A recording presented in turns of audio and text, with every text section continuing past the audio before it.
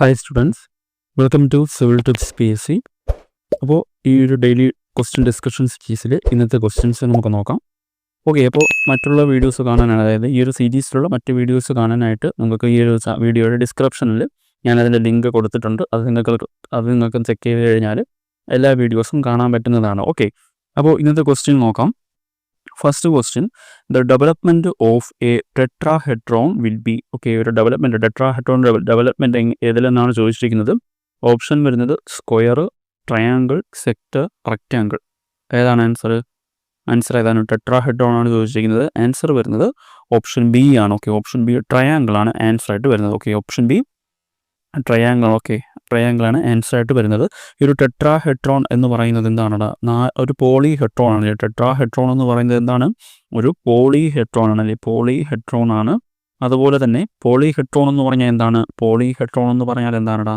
ഒരു number of plane figure ചേർന്നുണ്ടാകുന്ന ഒരു solid ഫിഗറിനെയാണ് നമ്മൾ പോളിഹെഡ്രോൺസ് എന്ന് പറയുന്നത്. അല്ലേ, നമ്പർ ഓഫ് പ്ലെയിൻ ഫിഗർ ചേർന്നുണ്ടാകുന്ന ഒരു സോളിഡിനെയാണ് നമ്മൾ പോളിഹെഡ്രോൺസ് എന്ന് പറയുന്നത്. അതുപോലെ ഈ ഒരു 4 ട്രയാങ്കിൾ ചേർന്നുണ്ടാകുന്നതിനെയാണ് നമ്മൾ ടെട്രാഹെഡ്രോൺ എന്ന് പറയുന്നത്. അതുപോലെ 6 സ്ക്വയർ ചേർന്നുണ്ടാകുന്നതിനെ നമ്മൾ എന്തോന്ന് പറയുന്നു? 6 സ്ക്വയർ ഉണ്ടാകുന്നതിനെ നമ്മൾ എന്തോന്ന് പറയുന്നു? ക്യൂബ്. അല്ലെ, ക്യൂബ് എന്ന് പറയാം. ക്യൂബിനെ നമുക്ക് ഹെക്സാഹെഡ്രോൺ എന്ന് പറയാം. ഓക്കെ, എങ്ങനെ പറയാം? ഹെക്സാഹെഡ്രോൺ എന്ന് പറയാം. ഓക്കെ, ഹെക്സാഹെഡ്രോൺ എന്ന് പറയാം. അതുപോലെ 8 ട്രയാങ്കിൾ ചേർന്നുണ്ടാകുന്നതാണെങ്കിലോ, 8 ട്രയാങ്കിൾ ചേർന്നുണ്ടാകുന്ന പോളിഹെഡ്രോൺസ് ഏതാണ്? അത് ഒക്ടാഹെഡ്രോൺ ആണ്. ഓക്കെ, ഒക്ടാഹെഡ്രോൺ ആണ്. അതുപോലെ 12 പെൻറ്റഗൺ ചേർന്നുണ്ടാകുന്നത് ഏതാണ്? 12 പെൻറ്റഗൺ ചേർന്നുണ്ടാകുന്ന പോളിഹെഡ്രോൺ ഏതാണ്? ഡോഡെക്കാഹെഡ്രോൺ ആണ്. ഏതാണ്? ഡോഡെക്കാഹെഡ്രോൺ ആണ്. ഓക്കെ, ഡോഡെക്കാഹെഡ്രോൺ ആണ്. അതുപോലെ നമ്മുടെ 20 ട്രയാങ്കിൾ അല്ലെങ്കിൽ 20 കിലോമീറ്റർ ട്രയാങ്കിൾ ചേർന്നുണ്ടാകുന്ന പോളിഹെഡ്രോൺ ഏതാണ്? ഐസോസാഹെഡ്രോൺ ആണ്. ഏതാണ്? ഐസോസാഹെഡ്രോൺ ആണ്. ഓക്കെ, ഐസോസാഹെഡ്രോൺ ആണ് ഏത്? 20 ട്രയാങ്കിൾ ചേർന്നുണ്ടാകുന്ന പോളിഹെഡ്രോൺസ് എന്ന് പറയുന്നത്. ഓക്കെ, ഇതിൻ്റെ ആ ഒരു പേര് മനസ്സിലാക്കാൻ ഈസിയാണ്. അതായത് നമ്മളിപ്പോൾ പോളിഗൺ എടുത്തു കഴിഞ്ഞാൽ 6 സൈഡുള്ളതിനെയാണ് നമ്മൾ ഹെക്സഗൺ എന്ന് പറയുന്നത്. 7 സൈഡുള്ളത് ഹെപ്റ്റഗൺ, ഒക്ടഗൺ, 9 സൈഡുള്ളത് നോൺമഗൺ, 10 സൈഡുള്ളത് ഡെക്കഗൺ. അതുപോലെ 11 സൈഡുള്ളതിന് നമുക്ക് എന്തെന്ന് പറയാം? 11 സൈഡുള്ള പോളിഗൺ എന്തോന്ന് പറയാം? അൺഡെക്കഗൺ എന്ന് പറയാം, അല്ലെങ്കിൽ എൻഡെക്കഗൺ എന്ന് പറയാം. ഓക്കെ, 11 സൈഡുള്ള പോളിഗണിനെ നമുക്ക് എന്തോന്ന് പറയാം? അൺഡെക്കഗൺ. ഓക്കെ, ഞാനിത് ജസ്റ്റ് ഒന്ന് എഴുതാം. ഓക്കെ, 11 സൈഡുള്ള പോളിഗണിനെ നമുക്ക് എന്തോന്ന് പറയാം? അൺഡെക്കഗൺ എന്ന് പറയാം. ഓക്കെ, അൺഡെക്കഗൺ എന്ന് പറയാം. അല്ലെങ്കിൽ ഇതിന് മറ്റൊരു പേരുണ്ട്, എൻഡ് ഡെക്കഗൺ എന്ന് പറയാം. ഓക്കെ, എൻഡ് ഡെക്കഗൺ എന്ന് പറയാം. അതുപോലെ 12 സൈഡുള്ളതിനെ നമുക്ക് എന്തോന്ന് പറയാം? 12 സൈഡുള്ളതിനെ ഡോഡെക്കഗൺ എന്ന് പറയാം. ഓക്കെ, ഡോഡെക്കഗൺ എന്ന് പറയാം. ഓക്കെ, ഡോഡെക്കഗൺ എന്ന് പറയാം. അതുപോലെ 20 സൈഡുള്ളതിനെ എന്തോന്ന് പറയാം? 20 സൈഡുള്ളതിനെ നമുക്ക് എന്തോന്ന് പറയാം? 20 സൈഡുള്ളതിനെ ഐസോസഗൺ എന്ന് പറയാം. ഓക്കെ, 20 സൈഡുള്ളതിനെ നമുക്ക് എന്തോന്ന് പറയാം? ഐസോസഗൺ എന്ന് പറയാം. ഓക്കെ, 20 സൈഡുള്ളതിനെ ഐസോസഗൺ എന്ന് പറയാം. ഇനി 100 സൈഡുള്ളതിന് നമുക്ക് എന്തോന്ന് പറയാം? 100 സൈഡുള്ളതിന് നമുക്ക് ഹെക്ടഗൺ എന്ന് പറയാം. ഓക്കെ, 100 സൈഡുള്ളതിനെ നമുക്ക് എന്തോന്ന് പറയാം? ഹെക്ടഗൺ എന്ന് പറയാം. ഇനി അതുപോലെ 15 സൈഡുള്ളതിനാണെങ്കിലോ, 15 സൈഡുള്ളതിന് നമുക്ക് എന്തോന്ന് പറയാം? 15 സൈഡുള്ളതിന് നമുക്ക് എന്തോന്ന് പറയാം? പെൻറ്റാഡെക്കഗൺ എന്ന് പറയാം. ഓക്കെ, എന്തോന്ന് പറയാം? പെൻറ്റാഡെക്കഗൺ എന്ന് പറയാം. ഓക്കെ, 15 സൈഡുള്ളതിന് പെൻറ്റാഡെക്കഗൺ എന്ന് പറയാം. ഓക്കെ, അപ്പോൾ ഈ ഒരു നെയിം എന്നൊക്കെ അറിഞ്ഞു കഴിഞ്ഞാൽ മറ്റ് പോളിഹെഡ്രോൺസിൻ്റെ നെയിംസ് പറയാൻ ഈസിയാണ്. ഓക്കെ, പോളിഹെഡ്രോൺസ് 20 ട്രയാങ്കിൾ ആണെങ്കിൽ അതിന് ഐസോസാഹെഡ്രോൺ എന്ന് പറയുന്നു. 12 പെൻറ്റഗൺ ചേർന്നുണ്ടാകുന്ന പോളിഹെഡ്രോൺസ് ആണെങ്കിൽ ഡോഡെക്കാഹെഡ്രോൺസ് എന്ന് പറയുന്നു. ഓക്കെ, അങ്ങനെ കുറച്ച് ഇമ്പോർട്ടൻ്റ് ആയത് മാത്രം ജസ്റ്റ് നോക്കി വെച്ചാൽ മതിയാവും. ഓക്കെ, അപ്പോൾ നമുക്ക് നെക്സ്റ്റ് ക്വസ്റ്റ്യൻ നോക്കാം. ഓക്കെ, നെക്സ്റ്റ് ക്വസ്റ്റ്യൻ വരുന്നത്, the ratio of isometric length to true length. Okay, isometric ലെങ്തും ട്രൂ ലെങ്തും തമ്മിലുള്ള റേഷ്യോ ആണ് ചോദിച്ചിരിക്കുന്നത്. ഓപ്ഷനിൽ കോസ് 30° കോസ് 45° ഉണ്ട്, സൈൻ 30° സൈൻ 45° ഉണ്ട്, സൈൻ 45° സൈൻ 30° ഉണ്ട്, അതുപോലെ കോസ് 45° കോസ് 30° ഉണ്ട്. ഏതാണ് ആൻസർ? ചോദിച്ചിരിക്കുന്നത് ഐസോമെട്രിക് ലെങ്തും ട്രൂ ലെങ്തുമാണ്. ഓക്കെ, ഐസോമെട്രിക് ലെങ്തും ട്രൂ ലെങ്തും തമ്മിലുള്ള റേഷ്യോ ആണ് ചോദിച്ചിരിക്കുന്നത്. ഇവിടെ ആൻസർ ഏതാണ്? ആൻസർ വരുന്നത് ഓപ്ഷൻ ഡി ആണ്. ഓക്കെ, ഓപ്ഷൻ ഡി ആണ്. കോസ് 45° കോസ് 30° ആണ് ആൻസർ ആയിട്ട് വരുന്നത്. വീണ്ടും പറയുന്നു, ഐസോമെട്രിക് ലെങ്തും ട്രൂ ലെങ്തും തമ്മിലുള്ള റേഷ്യോ ആണ് ചോദിച്ചിരിക്കുന്നത്. ഓക്കെ, ഇവിടെ നമുക്ക് ഈ ഒരു കോസ് 45 നമുക്ക് ഈ ഒരു വാല്യൂസ് നമുക്ക് മറ്റൊരു രീതിയിൽ എഴുതാം. വേറെ ഒന്നുമല്ല, കോസ് 45ൻ്റെ വാല്യൂ എത്രയാണ്? കോസ് 45ൻ്റെ വാല്യൂ എന്ന് പറയുന്നത് 1/√2 ആണല്ലേ, 1/√2 ആണ്. സോ അതുപോലെ കോസ് 30 ആണെങ്കിലോ, കോസ് 30 √3/2 ആണ്. ഓക്കെ, √3/2 ആണ്. ഓക്കെ, ഈ ഒരു ഫോമിൽ നമുക്ക് ഇത് എഴുതാൻ പറ്റും. ഓക്കെ, അപ്പോൾ ratio of isometric length and true length എന്ന് ചോദിച്ചാൽ ഓപ്ഷനിൽ ഇതുണ്ടെങ്കിൽ, ഓക്കെ, ഇതുണ്ടെങ്കിലും ആൻസർ ആണ്. Okay, 1/2 divide by √3/2. ഓക്കെ, ഇനി മറ്റൊരു കാര്യം, ഇതുപോലെ തന്നെ നമുക്ക് ഈ ഒരു ഐസോമെട്രിക് ലെങ്തിനെ, ഓക്കെ, ഐസോമെട്രിക് ലെങ്തിനെ നമുക്ക് ഇങ്ങനെ എഴുതാം. ഓക്കെ, ഐസോമെട്രിക് ലെങ്തിനെ നമുക്ക് ഇങ്ങനെ എഴുതാം, 0.816 ഇൻറ്റു ട്രൂ ലെങ്ത് എന്ന് പറയാം. ഓക്കെ, 0.816 ഇൻറ്റു ട്രൂ ലെങ്ത് എന്ന് പറയാം. അതുപോലെ തന്നെ നമുക്ക് ട്രൂ ലെങ്തിന് നമുക്ക് ഇങ്ങനെ പറയാം, ട്രൂ ലെങ്തിന് നമുക്ക് 1.225 ഇൻറ്റു ഐസോമെട്രിക് ലെങ്ത് എന്ന് പറയാം. ഓക്കെ, ഇങ്ങനെയൊക്കെ പറയാം. ഐസോമെട്രിക് ലെങ്തിനെ നമുക്ക് എങ്ങനെ പറയാടാ? ഐസോമെട്രിക് ലെങ്തിനെ 0.816 ഇൻറ്റു ട്രൂ ലെങ്ത് എന്ന് പറയാം. അതുപോലെ ട്രൂ ലെങ്തിന് നമുക്ക് എങ്ങനെ പറയാം? 1.225 ഇൻറ്റു ഐസോമെട്രിക് ലെങ്ത് എന്ന് പറയാം. Okay, then next question, A type of surveying in which the shape of the earth is taken into account. Okay, അത് സിമ്പിൾ ക്വസ്റ്റ്യൻ ആണ്. ഒരു സർവേ നമ്മൾ എടുത്തു കഴിഞ്ഞാൽ അതിൽ എർത്തിൻ്റെ ഷേപ്പ് നമ്മൾ കൺസിഡർ ചെയ്യുന്ന, അല്ലെങ്കിൽ എർത്തിൻ്റെ ഷേപ്പ് കൂടെ നമ്മൾ എടുക്കുന്ന സർവേ ഏതെന്നാണ് ചോദിച്ചിരിക്കുന്നത്. ഓപ്ഷനിൽ പ്ലെയിൻ സർവേ ഉണ്ട്, ആസ്ട്രോണമിക്കൽ സർവേ ഉണ്ട്, ജിയോഡറ്റിക് സർവേ ഉണ്ട്, ഹൈഡ്രോഗ്രാഫിക് സർവേ ഉണ്ട്. ഏതാണ് ആൻസർ? ആൻസർ ഏതാണടാ? ആൻസർ വരുന്നത് ഓപ്ഷൻ സി ആണല്ലേ. ഓപ്ഷൻ സി, ജിയോഡറ്റിക് സർവേ ആണ് ആൻസർ ആയിട്ട് വരുന്നത്. ഓക്കെ, ഈ ജിയോഡറ്റിക് സർവേയിൽ നമ്മൾ എങ്ങനത്തെ വർക്കിനാണ് നമ്മൾ ജിയോഡറ്റിക് സർവേ യൂസ് ചെയ്യുന്നത്? ഇമ്പോർട്ടൻ്റ് ആയിട്ടുള്ള, അതായത് നല്ല കൂടുതൽ മോർ ഇമ്പോർട്ടൻ്റ് ആയിട്ടുള്ള വർക്കിനൊക്കെയാണ് നമ്മൾ ഈ ജിയോഡറ്റിക് സർവേ യൂസ് ചെയ്യുന്നത്. അതുപോലെ തന്നെ ഈ ജിയോഡറ്റിക് സർവേ കണ്ടക്ട് ചെയ്യുന്നത് ആരാണ്? Survey of India department. Okay, survey of India department ആണ് ഈ ഒരു ജിയോഡറ്റിക് സർവേ കണ്ടക്ട് ചെയ്യുന്നത്. അതുപോലെ നമ്മൾ നേരത്തെ പറയുന്ന പോലെ ഇമ്പോർട്ടൻ്റ് വർക്ക് എന്ന് പറയുമ്പോൾ നമ്മുടെ ഒരു മാപ്പ്, ഒരു കൺട്രിയുടെ മാപ്പ് പ്രിപ്പയർ ചെയ്യുക, അതുപോലെ തന്നെ ഒരു ഇൻ്റർനാഷണൽ ബൗണ്ടറീസ് എസ്റ്റാബ്ലിഷ് ചെയ്യുക, അതുപോലുള്ള ഇമ്പോർട്ടൻ്റ് വർക്കിനൊക്കെയാണ് നമ്മൾ ഈ ഒരു ജിയോഡറ്റിക് സർവേ യൂസ് ചെയ്യുന്നത്. ഓക്കെ, ഇനി ഈ ഒരു ജിയോഡറ്റിക് സർവേയിൽ നമ്മൾ പറഞ്ഞു എർത്തിൻ്റെ ആ ഒരു കർവ് നമ്മൾ കൺസിഡർ ചെയ്യും എന്ന് പറഞ്ഞു അല്ലേ. അപ്പോൾ അങ്ങനെ കൺസിഡർ ചെയ്ത് കഴിഞ്ഞാൽ നമ്മൾ ആ ഒരു എർത്തിൻ്റെ സർഫേസിലുള്ള 2 പോയിന്റിനെ കണക്ട് ചെയ്ത് വരയ്ക്കുന്ന ലൈനിനെ എങ്ങനത്തെ ലൈനായിരിക്കും? അത് കർവ് ലൈനായിരിക്കും അല്ലേ. 2 പോയിന്റിനെ തമ്മിൽ കണക്ട് ചെയ്ത് വരയ്ക്കുന്ന ലൈൻ എങ്ങനെയായിരിക്കും? കർവ് ലൈനായിരിക്കും.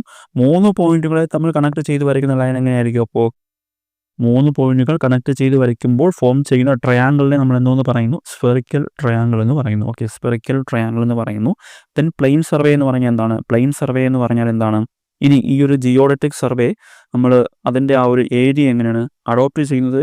260 കിലോമീറ്റർ സ്ക്വയറിനെക്കാളും കൂടുതൽ വരുന്ന കണ്ടീഷനിലാണ് നമ്മൾ ഈ ഒരു ജിയോഡറ്റിക് സർവേ കൺസിഡർ ചെയ്യുന്നത്. ഓക്കെ, ജിയോഡറ്റിക് സർവേ എങ്ങനെയാണ്?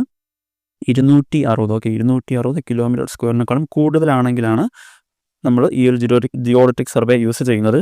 അതുപോലെ ഈ ഒരു 260-നെ നമുക്ക് മറ്റൊരു വാല്യൂ പറയാം, 100 സ്ക്വയർ മൈൽസ് എന്ന് പറയും. ഓക്കെ, എങ്ങനെ പറയാം?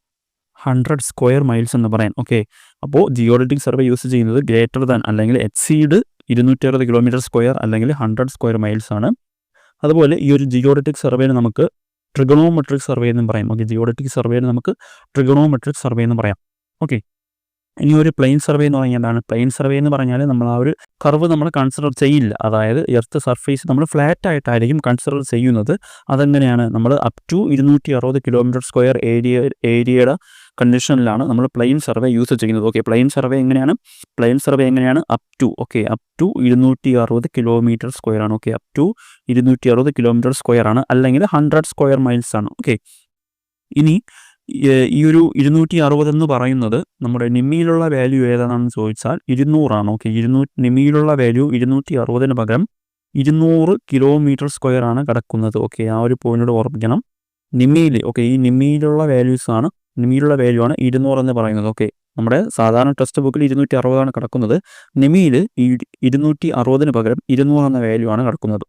ഓക്കെ, അപ്പോൾ അത്രയാണ് അവിടുത്തെ കാര്യങ്ങൾ. ദെൻ ആസ്ട്രോണമിക്കൽ സർവേ എന്ന് പറഞ്ഞാൽ എന്താണ്? ആസ്ട്രോണമിക്കൽ സർവേ ഏത് ക്ലാസിഫിക്കേഷൻ വരുന്നതാണ്? ആസ്ട്രോണമിക്കൽ സർവേ നമ്മുടെ ബേസ്ഡ് ഓൺ ലൊക്കേഷനെ ബേസ് ചെയ്തിട്ട് ക്ലാസിഫിക്കേഷൻ വരുന്നതാണ് ആസ്ട്രോണമിക്കൽ സർവേ. ആസ്ട്രോണമിക്കൽ സർവേ എന്താണ്? ആ ഒരു സെലസ്റ്റിയൽ ബോഡീസിനെ കൺസൾട്ട് ചെയ്തെക്കുന്ന സർവേനെയാണ് ആസ്ട്രോണമിക്കൽ സർവേ എന്ന് പറയുന്നത്. ഇനി ഹൈഡ്രോഗ്രാഫിക് സർവേ ആണെങ്കിലോ? ഹൈഡ്രോഗ്രാഫിക് സർവേയും നമ്മുടെ ആ ഒരു ബേസ്ഡ് ഓൺ ലൊക്കേഷൻ്റെ ക്ലാസിഫിക്കേഷനിൽ വരുന്നതാണ്. ഹൈഡ്രോഗ്രാഫിക് സർവേയുടെ മറ്റൊരു പേരെന്താണ്? മറൈൻ സർവേ അല്ലെ, ഹൈഡ്രോഗ്രാഫിക് സർവേ അല്ലെങ്കിൽ മറൈൻ സർവേ, നമ്മൾ വാട്ടർ ബോഡീസിൻ്റെ സർവേ എടുക്കാനായിട്ടാണ് നമ്മൾ ആ ഒരു മെത്തേഡ് യൂസ് ചെയ്യുന്നത്. Okay, then next question, the total number of link provided in the Gunter's chain. Gunter's ചെയിനിൽ നമ്മൾ പ്രൊവൈഡ് ചെയ്യുന്ന ലിങ്ക്സിൻ്റെ നമ്പറാണ്, ടോട്ടൽ നമ്പർ ഓഫ് ലിങ്ക്സ് ആണ് ചോദിച്ചിരിക്കുന്നത്. ഓപ്ഷനിൽ 100 ഉണ്ട്, 66 ഉണ്ട്, 33 ഉണ്ട്, 50 ഉണ്ട്. ഏതാണ് ആൻസർ? ആൻസർ ഏതാണടാ? ആൻസർ വരുന്നത് ഓപ്ഷൻ എ ആണല്ലോ. ഓപ്ഷൻ എ 100 ആണ് അവിടെ ആൻസർ ആയിട്ട് വരുന്നത്. ഓപ്ഷൻ എ 100 ആണ് അവിടെ ആൻസർ ആയിട്ട് വരുന്നത്. ഈ ഒരു ഗണ്ടേഴ്സ് ചെയിനിൻ്റെ മറ്റൊരു പേരെന്താണ്? ഗണ്ടേഴ്സ് ചെയിനിൻ്റെ മറ്റൊരു പേരെന്താ? സർവേഴ്സ് ചെയിൻ എന്ന് പറയാം. ഓക്കെ, ഗണ്ടേഴ്സ് ചെയിനിൽ നമുക്ക് എന്തോന്ന് പറയാം? സർവേഴ്സ് ചെയിൻ എന്ന് പറയാം. സർവേഴ്സ് ചെയിൻ എന്ന് പറയാം. ഇനി നമ്മുടെ നോൺ മെട്രിക്കൽ ചെയിൻസ് ഏതൊക്കെയാണ്? എഞ്ചിനീയേഴ്സ് ചെയിൻ ഉണ്ട്, അതുപോലെ തന്നെ സർവേഴ്സ് അല്ലെങ്കിൽ ഗണ്ടേഴ്സ് ചെയിൻ ഉണ്ട്, റവന്യൂ ചെയിൻ ഉണ്ട്. ഇനി എഞ്ചിനീയർ ചെയിനിൻ്റെ നമ്മുടെ ടോട്ടൽ ലെങ്ത് എത്രയാണ്? എഞ്ചിനീയർ ചെയിനിൻ്റെ ടോട്ടൽ ലെങ്ത് എത്രയാണ്? 100 ഫീറ്റ് ആണല്ലേ. എഞ്ചിനീയർ ചെയിൻ്റെ ടോട്ടൽ ലെങ്ത് എന്ന് പറയുന്നത് 100 ഫീറ്റ് ആണ്. ഓക്കെ, എഞ്ചിനീയർ ചെയിൻ്റെ ടോട്ടൽ ലെങ്ത് എന്ന് പറയുന്നത് 100 ഫീറ്റ് ആണ്. ഓർമ്മിക്കാനായിട്ട് ഒരു ട്രിക്ക് പറയാം. എഞ്ചിനീയറിന്, ഓക്കെ, നമ്മളെല്ലാവരും എഞ്ചിനീയറിംഗ് പഠിച്ചിട്ട് 100% മാർക്കോടെ പാസ്സായി. ഓക്കെ, എഞ്ചിനീയറിംഗ് പഠിച്ചിട്ട് 100% മാർക്കോടെ പാസ്സായി എന്ന് ഓർമ്മിച്ചാൽ മതി. സോ എഞ്ചിനീയർ സ്കെയിലിൽ നമ്മൾ 100 ഫീറ്റ് ആണ് അവിടെ ടോട്ടൽ ലെങ്ത് എന്ന് പറയുന്നത്.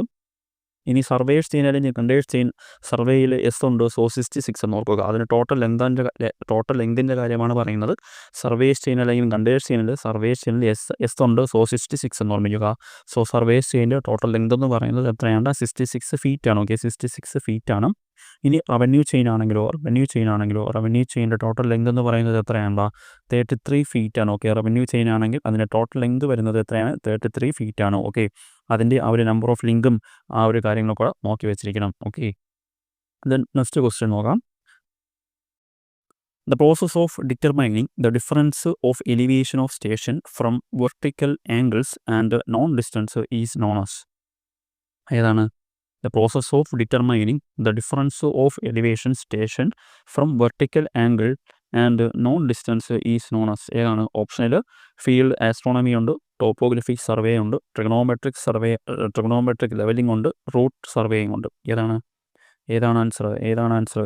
ഓപ്ഷൻ വൈസ് നമുക്ക് നോക്കിക്കഴിഞ്ഞാൽ ആൻസർ വരുന്നത് ഓപ്ഷൻ സി ആണ്. Okay, option C trigonometric levelling ആണ് ഇവിടെ ആൻസർ ആയിട്ട് വരുന്നത്. ഓക്കെ, നമുക്ക് ആ ഒരു മെത്തേഡ് ഓഫ് ലെവലിംഗ് എടുത്ത് നോക്കിക്കഴിഞ്ഞാൽ എത്ര മെത്തേഡ് ഉണ്ട്?